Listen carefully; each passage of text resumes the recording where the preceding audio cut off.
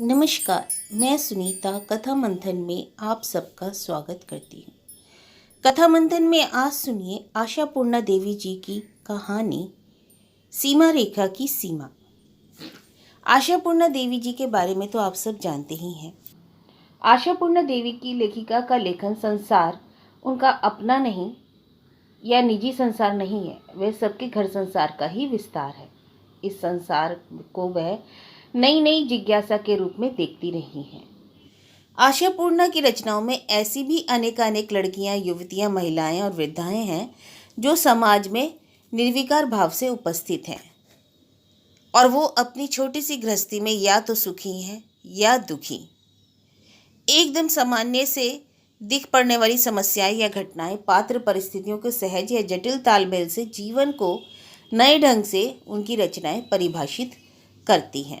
इसी तरह आज की कहानी सीमा रेखा की सीमा की छवि का चरित्र भी सहज और सामान्य से अति विशिष्ट होता है।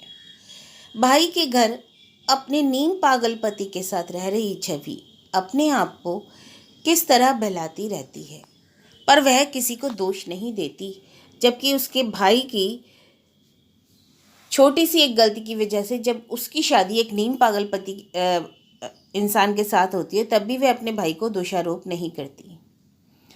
एक रात भाई की बेटी के विवाह के मौके पर पति की अस्वाभाविक हरकत के चलते और उसके बुरी तरह दुत्कार दिए जाने के कारण छवि हतप्रभ हो जाती है। यही अपमान उसके पति की जान का दुश्मन भी हो जाता है।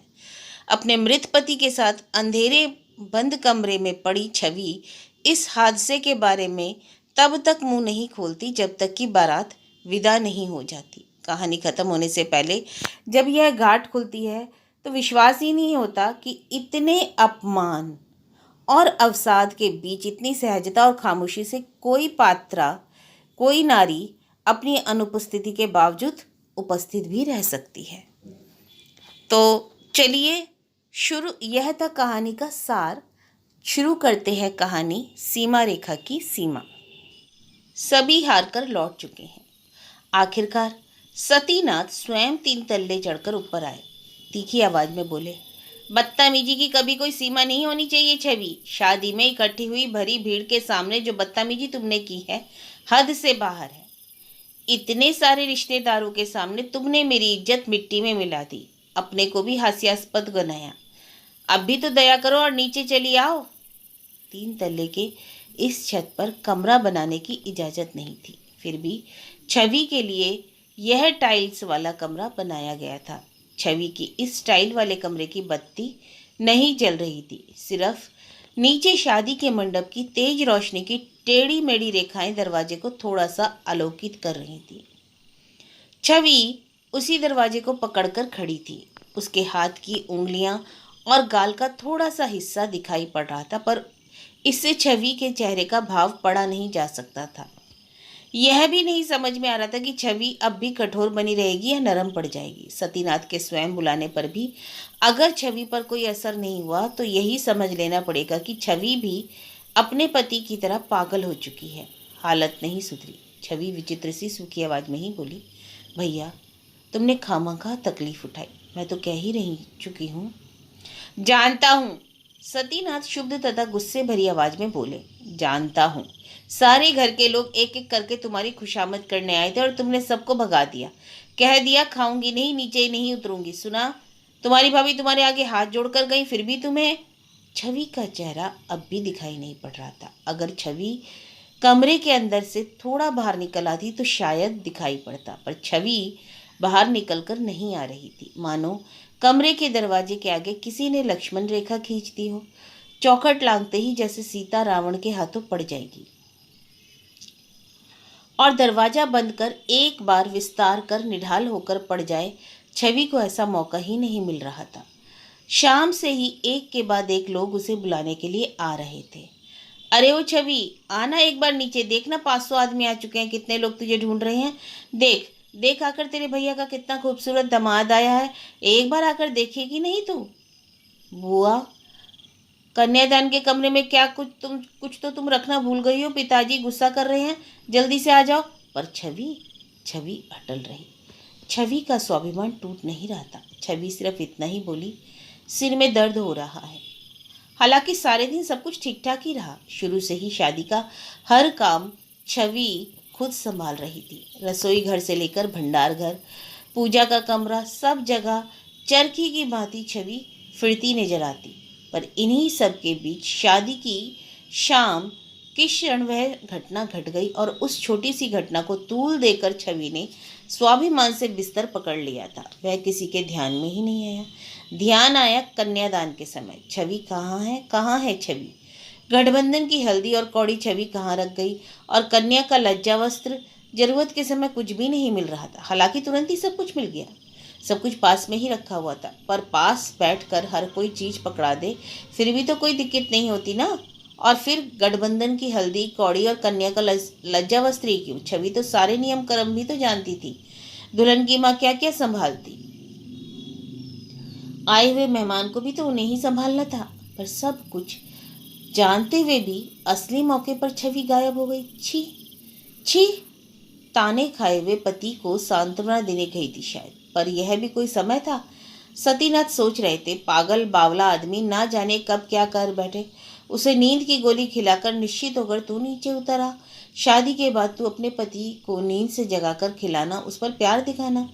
पर यह तो बर्दाश्त के बाहर की चीज है। घर भर लोगों के सामने तू अपना मिजाज दिखाती, पति को लेकर कमरे में बैठी हुई है, कह रही है वह नहीं खाएंगे तो मैं भी नहीं खाऊंगी। छी छी। भाई का ऐसा ऐसा अच्छा जमाई आया, मन में इतना आनंद आह्लाद हुआ और तूने शादी की रस्म तक नहीं देखी। खाना खाने में भी नखरे दिखा रही है। इतना बड़ा उत्सव, इतना बड़ा खाना बना, पर तुम दोनों जने उपवास कर पड़े रहोगे। भतीजी के मंगल अमंगल का ख्याल भी नहीं है तुझे। भाई बावज का सर नीचा करेगी। नीचता की भी तो क्या कोई सीमा नहीं होती? भाई तुझसे 20 साल बड़ा है, पिता के समान, पिता की तरह ही उसने तुझे पाल पोस कर बड़ा किया है, शादी भी की है, और फिर 12 महीने 30 दिन तुझे और तेरे पागल पति को पाल रहा है, तेरे लिए कमरा बनवा दिया है। ऐसे भाई ने अगर तेरे पागल को डांटा धमकाया भी है तो यह एक धक्का ही दिया है, तो उसने इस व्यवहार को तू याद रखेगी? तेरे मन में एहसान नाम की कोई चीज नहीं? ऐसा अनुचित व्यवहार करने के बाद भी छवि कैसी दिख रही होगी, यह देखने के लिए शायद छवि के टाइल वाले कमरे के आगे रथ यात्रा जैसे समय की भीड़ लगी थी। कुछ लोग उससे सहानुभूति भी जता रहे थे, हालांकि वह भी चुपचाप ही, क्योंकि जिसका घर है उसके विपक्ष में अगर कुछ कहना भी हो तो चुपचाप ही कहना चाहिए। चुपचाप ही कहा जा सकता था। कहा जा सकता था छोटा बहनोई पागल है, ना समझ है, तभी तो वैसा कर बैठा। पर तुम तो विलक्षण ज्ञानी आदमी हो, लड़की की शादी करने बैठे हो। ऐसे शुभ दिन में तुम्हें क्या उसे गर्दन से पकड़ धक्का मार गिराना चाहिए था? मजबूरी में बहन तुम्हारे पास पड़ी हुई है, तभी तो ऐसा कर सके तुम। पैसे वाली भाग्यवान बहन अगर होती तो क्या ऐसा कर सकते थे? पर यही लोग नीचे जाकर उल्टा राग अलाप रहे थे। और वे लोग ऐसा करते भी क्यों नहीं? वे लोग कोई ईसा मसीह तो थे नहीं, या चैतन्य महाप्रभु नहीं थे कि उनके शरीर में गुस्सा नहीं भरा होता। उस सहानुभूति के जवाब में अगर छवि आंखों से आंसू ना टपकाए और ऊपर से बोले, यह सब बातें मुझे अच्छी नहीं लग रही हैं, आप लोग नीचे जाइए, तो फिर क्या ईसा मसीह और चैतन्य को भी गुस्सा ना आता क्या? पर यह तो थी साध्य लीला। जब काफी रात बीत चुकी, बाहर के लोग चले गए, खाना खाने के लिए सिर्फ घर के लोग बच गए, तब सतीनाथ अपने दामाद के गुण और रूप पर मोहित हो रहे थे। तभी वे एकाएक पूछ बैठे, क्षितिज ने खाना खाया? उसी समय उन्हें याद आया कि बेवकूफ़ की तरह एक गंदे तौलिए पर दुनिया भर की पूरियाँ, मिठाइयाँ, चाय आदि लेकर सभी मेहमानों के बीच क्षितिज खाने बैठ गया था। यह देखकर क्षितिज की गर्दन पकड़कर निकाल दिया था उन्होंने। काम उन्होंने गलत किया था, यह एहसास सतीनाथ को भी था, पर उनका भी तो हाड़ मांस का ही शरीर था। बारात वाली बस आई ही थी। कन्यादान के लिए सतीनाथ सुबह से उपवास किए बैठे थे। उद्वेग और उत्कंठा से पीड़ित, आशंका से ग्रस्त समय में ऐसा कुत्सित दृश्य देखकर सह जाना क्या आसान काम था? सतीनाथ भी सह नहीं पाए, पर पागल इससे अपने को अपमानित समझ बैठेगा, इसको अभी उन्हें आशंका नहीं थी। घूम फिरकर हलवाई के पास जा बैठेगा, ऐसा ही उन्हें अंदाज था। मालूम तो उन्हें तब चला जब शादी के समय छवि एकाएक गायब हो गई। छवि के बिना सिर्फ उन्हें ही असुविधा हुई हो सो बात नहीं, सारा घर ही विशृंखल दिखाई देने लगा। सबकी जबान पर छवि छवि की रट लगी हुई थी। उसी दौरान कन्यादान के समय बड़ी साली के छवि की गैर हाजिरी के कारण को स्पष्ट किया। बोली, क्या मालूम भाई, सुन रही हूँ तुमने अपने बहनोई का गर्दन पकड़कर निकाल बाहर किया, इसलिए तुम्हारी बहन दुखी होकर अपने पति को लेकर अपनी कोठरी में जा बैठी है, तब से नीचे नहीं उतरी है। गुस्से में सारा खाना आंगन में बिखेर कर चली गई है। माना वह तो पागल है, पर तुम्हारी बहन तो पागल नहीं है। इस बात को सुनकर सतीनाथ भी गुस्से से पागल हो उठे। करते भी क्या, कन्यादान के आसन पर बैठे थे, इसलिए उचित व्यवस्था नहीं कर पा रहे थे। पर इस समय उनके मन में उदारता का सुर बज रहा था, इसलिए उन्होंने पूछा, क्षितिज ने खाना खाया है? अनुकूल संध्या आदि करीब 25 लोगों ने छवि से जाकर खुशामद की और कहा, सबके बीच जाकर बैठो, सबके साथ बैठकर खाना खा लो। पर छवि अड़िग रही, पहाड़ की तरह स्थिर बनी रही, उसे कोई नीचे नहीं उतार सका। इस बदतमीजी की पूरी कहानी जब उन्होंने फिर पत्नी से सुनी, तो उसके बाद भी उनके मन का उदारता का राग बजेगा, इसकी उम्मीद नहीं की जा सकती। वह गुस्से से तिल मिलाकर 3 तल्ले पर चढ़कर आए और बोले, तुम्हारे आगे हाथ जोड़ता हूँ छवि, चल सब लोगों के साथ साथ खाएंगे। क्या छवि की आवाज़ कांप उठी या सतीनाथ के मन का भ्रम था? शायद भ्रम ही था। छवि ने साफ साफ आवाज़ में कहा, यह सब क्यों कर रहे हो भैया? मैं कह तो रही हूँ मुझसे खाना खाने की हिम्मत नहीं है, मैं नहीं खा सकूंगी, दर्द से सिर फटा जा रहा है। सतीनाथ की आंखों के सामने एकाएक पागल बहनोई के खाना बिखेरने का दृश्य उभर आया और साथ ही एक और बात, पागल हो या बावला, वह छवि का पति तो था। वह नरम आवाज में बोले, ठीक है मत खा, पर हम लोगों के बीच एक बार आकर बैठ तो, क्षितिज का खाना ऊपर भिजवा रहा हूँ, उसे खिलाकर तू चली आ। छवि उसी तरह अडिग रही, बोली, वो तो नहीं खाएंगे भैया। सतीनाथ का धैर्य टूट गया। नीचे उतरते वक्त कड़ी आवाज में बोले, बेईमान ऐसे ही होते हैं। उनके उतरने के साथ ही साथ अमल ऊपर उठाया। खाना खिलाने का अंत तक का भार उसने अपने ऊपर लिया था, पर एक सामान्य लड़की के धनुष भंग के प्रण के कारण घड़ी की सुई 12 बजे से 1 बजे तक पहुंच गई। अमल इन लोगों का रिश्तेदार नहीं था, कुछ भी नहीं था, मोहल्ले का था बस। इतनी जिम्मेदारी उसे अपने सिर पर लेने की जरूरत भी नहीं थी, फिर भी उसने ली अपने सिर पर, आदत से मजबूर होकर भी। पर इससे ज़्यादा रात हुई तो उसके अपने घर के लोग भी क्या कहेंगे। सीढ़ियों पर चढ़ते वक्त अमल सतीनाथ से धक्का खाते खाते बचा।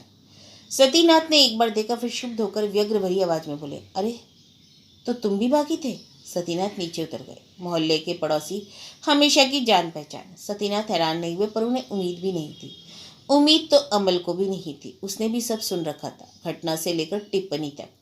पर फिर भी उसको अपने ऊपर कुछ भरोसा था। एक बार उसको देखने का कौतूहल भी हो रहा था, इतना कठोर होने पर कैसी दिखती है छवि। शायद यही देखने की इच्छा अमल की हो रही थी। छवि उस समय आहिस्ते से दरवाजा बंद करने जा रही थी, सोच रही थी अब शायद वह थोड़ा सो सके।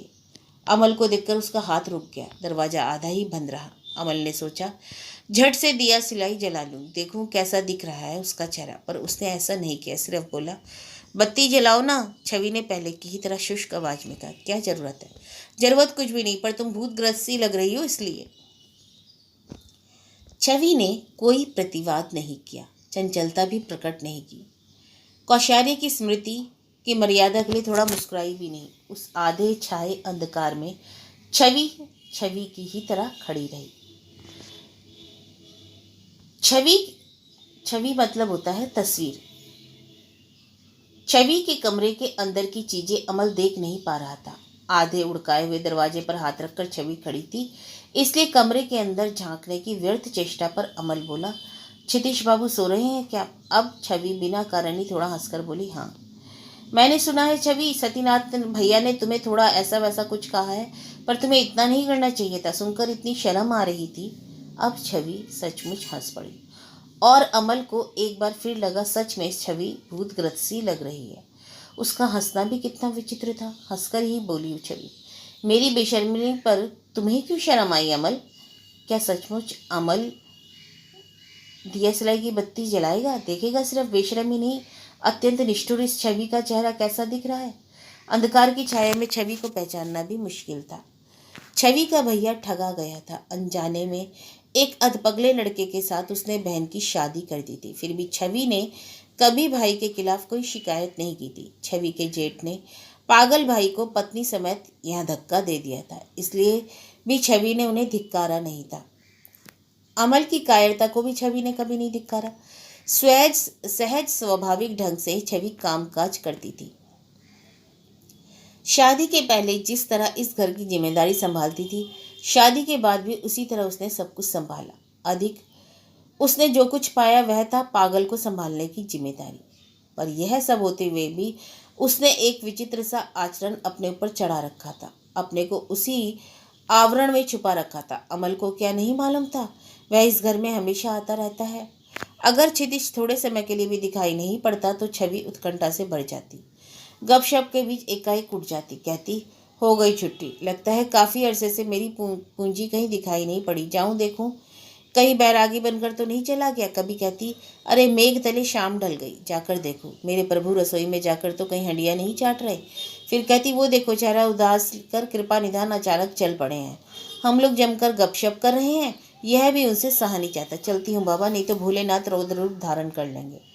पागल के पागलपन पर यदि कभी किसी ने असंतोष जाहिर भी किया तो छवि ने कभी उस पर गुस्सा नहीं किया, उल्टा उसी के सुर में सुर मिलाकर कहा, अरे बोलो ना भाई, तुम सब मिलकर बोलो ताकि मेरा काम कुछ कम हो। जीजा समझकर अधिक इज्जत ना देकर थोड़ा प्रहार वहार करो तो शायद थोड़ा उपकार हो।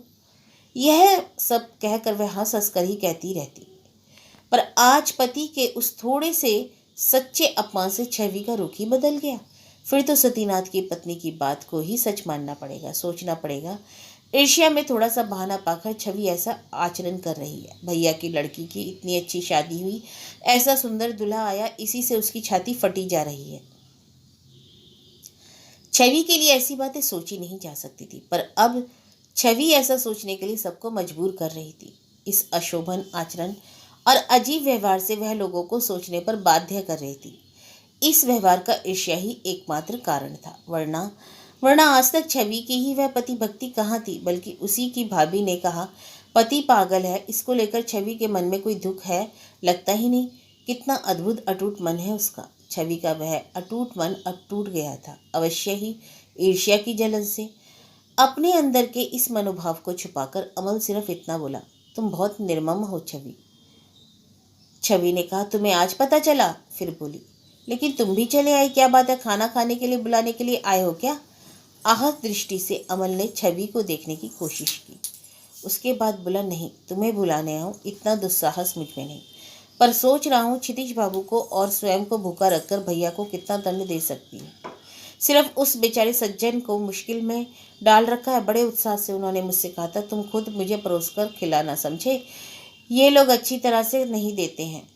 बात को ख़त्म कर अमल धीरे से मुस्कुराया, बोला, हालांकि उन्होंने ये लोग कहा नहीं था, कहा तो था साले लोग। छवि की आवाज़ क्या इतनी देर के उपवास के कारण सूख नहीं गई थी, या इतनी देर तक के अपने अशोभन आचरण के पश्चाताप से? छवि की आवाज़ वैसे तो सुरीली थी, हो सकता है कभी सुरीली आवाज़ रही हो छवि की, पर अब नहीं थी। इस समय सूखी आवाज़ में ही छवि ने कहा, तुम्हारे परोसने की बात तो उन्होंने जो ही नहीं, खुद ही तो। रहने दो छवि ये बातें, तुम खाओ चाहे नहीं खाओ, उन्हें जरा जगा दो, मैं अपना वचन तो निभाऊं। छवि रूखे स्वर में बोली, वो तो नहीं खाएंगे। छवि, वाकई तुम इस हद से बढ़कर बदतमीजी पर उतर आई हो। हर चीज़ की कोई सीमा होती है। आज गुस्से में आकर उन्होंने खाना खाने नहीं दोगी, पर कल तो देना ही पड़ेगा तब। छवि हंस पड़ी, सचमुच हंस पड़ी, ठहाका लगाकर बोली, वो कल भी नहीं खाएंगे अमल, कल भी नहीं, परसों भी नहीं, फिर कभी भी नहीं। इस साधारण से गुस्से की बात पर अमल बुरी तरह डर क्यों गया? ध्वनि की हंसी में क्या अमल यह समझ बैठा कि छवि को भूत ने पकड़ लिया? इसलिए अमल छवि कहकर आंत्रनाद कर बैठा। इस आंत्रनाद का छवि ने कोई जवाब नहीं दिया, वह हिली तक नहीं। और छवि की इस निश्चल मूर्ति की तरफ देखकर अमल बहुत अरसे से बिसरी हुई एक बेवकूफ़ी कर बैठा। करीब आकर दरवाजे को पकड़े हुए छवि के हाथ को कसकर अपने हाथ में दाब लिया। बोला, छवि बत्ती जलाओ। धीरे से छवि ने हाथ छुड़ा लिया, बोली, क्या होगा? मैं देखूंगा। देखने लायक कुछ नहीं है अमल, दरवाज़ा छोड़ो, मुझे देखने दो। छवि फिर भी नहीं हटी। केवल उसकी आवाज़ में एक कठोरता आ गई। सच में अमल देखने के लिए कुछ भी नहीं है। अब क्या अमल भी भूतग्रस्त सा बन गया? अमल क्यों ऐसा दिख रहा था? क्या अमल भूल गया था कि उसका इन सबकी गैर हाजिरी में नीचे लोग क्या सोच रहे होंगे? उसके कौशल्य का इतिहास सभी से छुपा तो नहीं था। बहुत देर के बाद अमल को याद आया कि निचले तल्ले में एक और भी दुनिया है, उसे अब नीचे उतरना है। इसलिए उसने कहा, छवि, यह क्या बात है, क्या तुम पत्थर बन गई हो? अब छवि अपने से ही जूझ नहीं पा रही थी। बोली, हो सकता है। नीचे उतरकर उन लोगों को क्या कहूँगा छवि? कुछ भी नहीं अमल, तुमसे दुहाई मांगती हूँ। दूल्हा दुल्हन बासर घर में है।